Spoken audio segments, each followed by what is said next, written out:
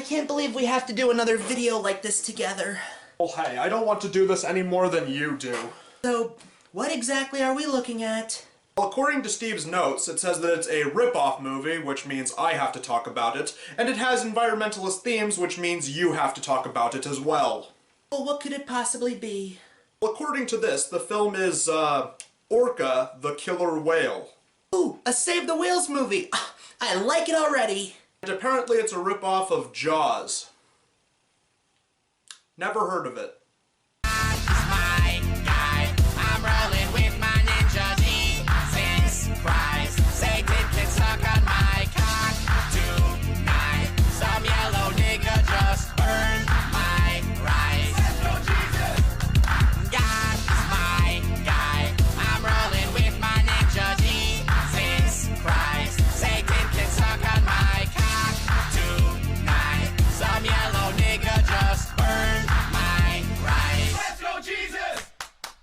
So everyone knows about Jaws. It's a piece of anti-shark propaganda made to further the belief that sharks are violent, evil killing machines when they are clearly not. They're just like lions, beautiful, majestic creatures that are always being misrepresented by humans.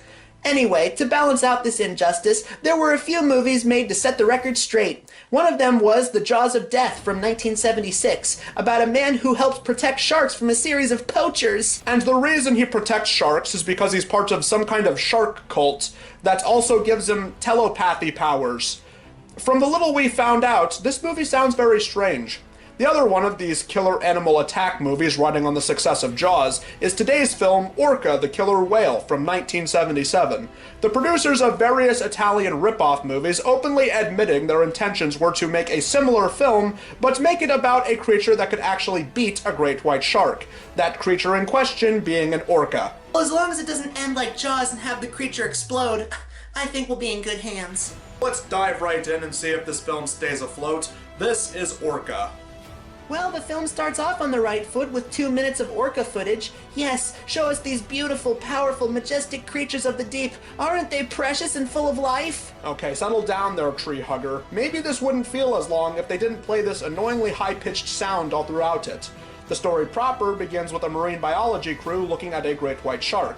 But it seems that this diver's getting a little too close, but thankfully she's saved by an orca. Cut to this college speech about what makes orcas so special by fellow nature enthusiast Rachel. The ancient Romans called him Orca Orcinus, Latin for the bringer of death. Now, these three brains are of a monkey, a human being, and this is the brain of a killer whale. Whales talk. They communicate by a combination of pure sound and sonar echolocation.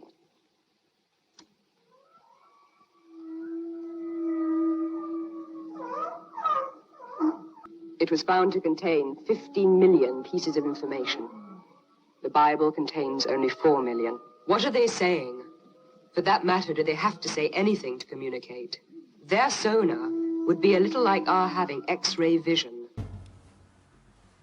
It's here where we meet the main character of the film, Nolan. He is the captain, and he explains that he captures and sells marine life so he could eventually pay off a mortgage on his boat and probably go back home to Ireland. She better tell him to get a better job and not endanger animals, or else I'm gonna be really upset. And of course, his next target is an orca whale. Because of course it is.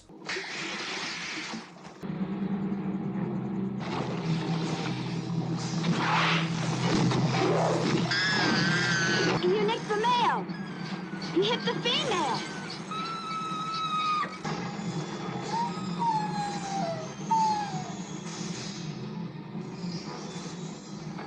She's losing so much blood. I know. Shut up. Ooh, geez, that's, okay, that's not very good form. It can't possibly get any worse, could it? Mother of God.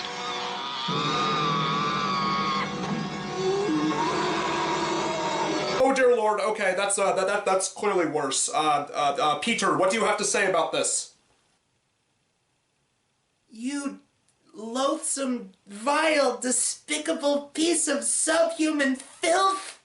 That's legit anger. The Save the Whales movement couldn't come soon enough!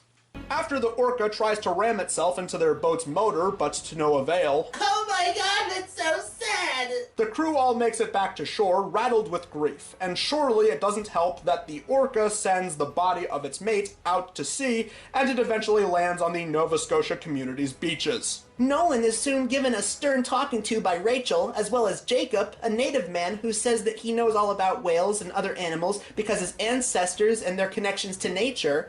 Because of all of this grief, Nolan goes to confess at the local church. Can you commit a sin against an animal? Oh, you can commit a sin against a blade of grass. Sins are really against oneself. Hey, you're getting your religion in my environmentalist movie! No, you're getting your environmentalism in what clearly should be a religious movie.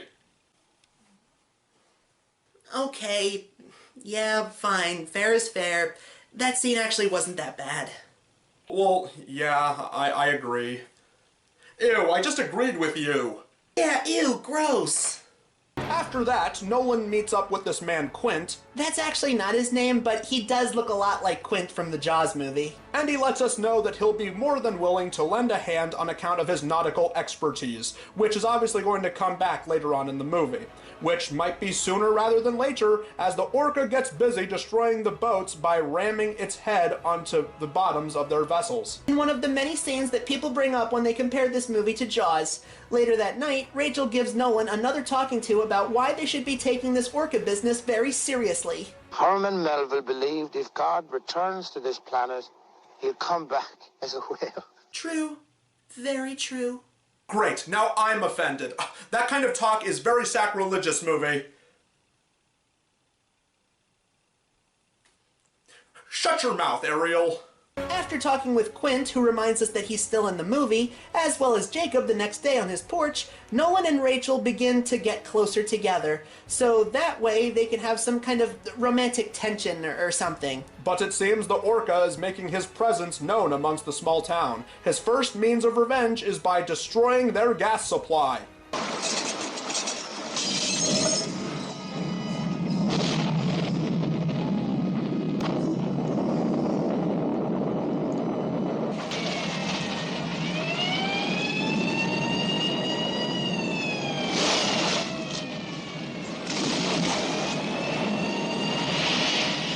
Great, now gas prices are gonna go up. Later on that night, Nolan eventually decides he might just give up and leave the Orca alone. And surprisingly, Rachel tells him that he should stand up to the creature despite her earlier protests. Well, don't you get it, Pete?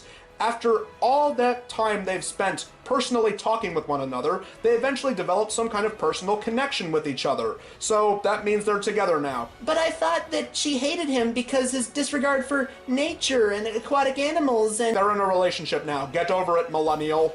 I'm a year younger than you, boomer. Back to the movie, the Orca then returns for the next phase of his vengeance, knocking down Nolan's dockhouse. Nolan and his friend Novak get out of there fine, but soon have to head back to save Bo Derek, who broke her leg earlier in the movie. So of course, this pays off.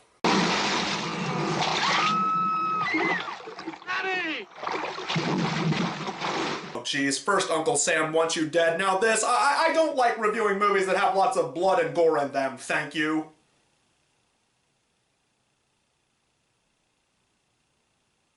So now, with a loved one of his seriously injured and taken to the hospital, Nolan decides he will suit up and head off to sea to fight the whale, armed with his crew, a sonar machine to follow the whale's annoying sounds, and their wits. After a brief dispute with Novak, who thinks this whole thing is pointless and crazy, the whale makes his presence known. And then this guy gets eaten in a poorly edited scene of him getting pulled off the boat by Orca. Time to feel bad about it later that night. The crew gets a little more skeptical about all of this, as it seems the whale is leading them out to a colder climate, because they want to fight the creature on his own terms.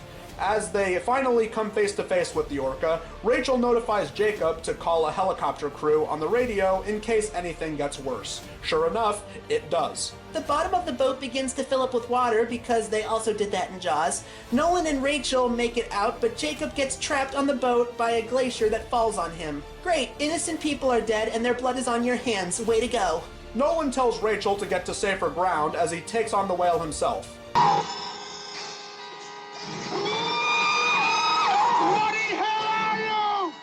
because he decides to not use any weapons at his disposal, Nolan dies after getting bitten in the gut and thrown into glaciers a couple times. And with that, he dies. And the movie ends with a grief-stricken Rachel being rescued by the copterkin and the orca swimming off into the ocean with its insatiable bloodlust quenched and its quest for vengeance fulfilled. This was a bad idea. Why did we do this?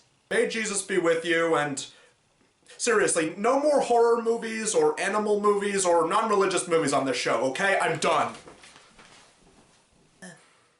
This is a bit awkward. I don't have a catchphrase, so save the whales and go green.